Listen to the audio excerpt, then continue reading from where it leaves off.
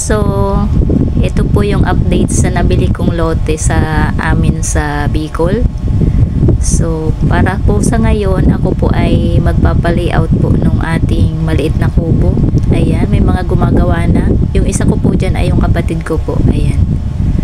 So, siya po yung pinaka pong magagawa niyan. Kumuha na lang po siya ng dalawa niyang labor para po may makatulong siya sa kanyang pagtatrabaho. Lalagay sila ng poste para po doon sa tanda ng nabili naming lote. Ayan, para hindi po tayo makaistorbo dito sa ating katabi. So, sinukatan po yan ng may-ari. Ayan. Diyan po siya umpisa. Kaya siya po naglagay ng ganyan. Kasi lalagyan po nila yan ng palatandaan.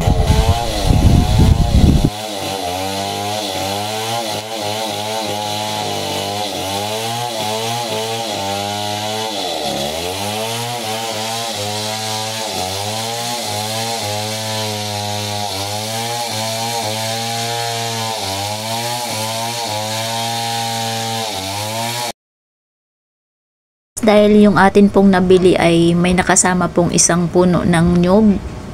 So, pwede na po siyang gamitin. Kaya po pinachinso namin. Pinatistis po para maging 2x2 para po magamit doon sa ating gagawing mga poste.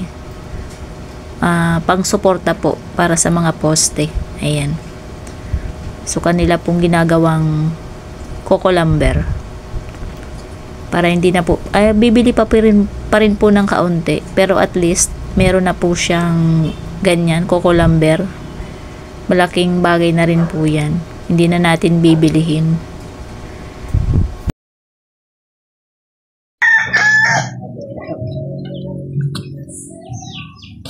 Araw gamitin mo kuya? Ha? Didosing patay? Ano sa tingin mo? Gis lang? Gis lang. Oh, gis.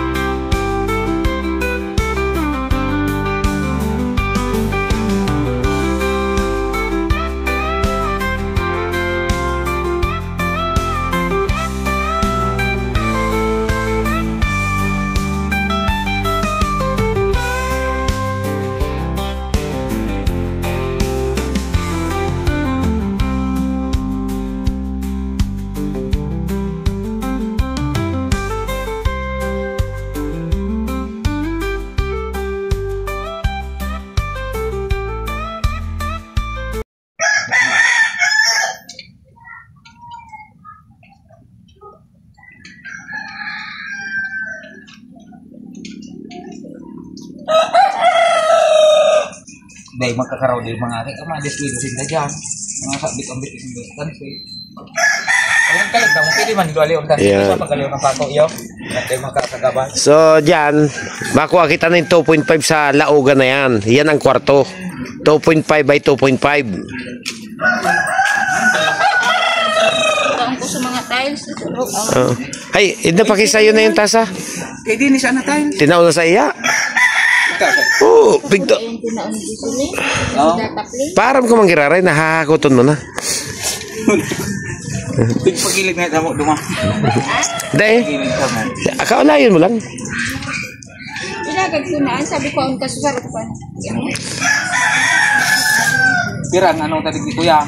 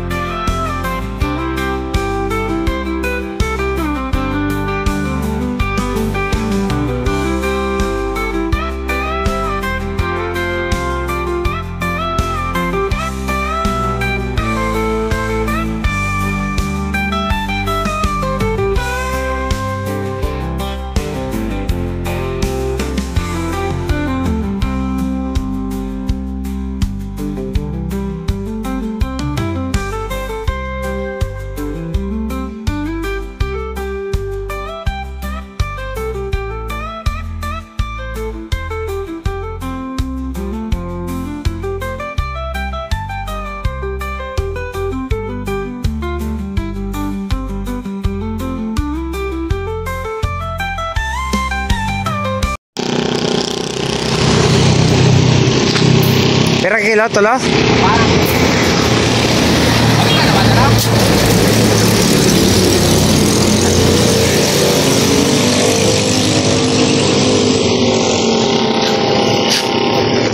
Patarawapan atau dua.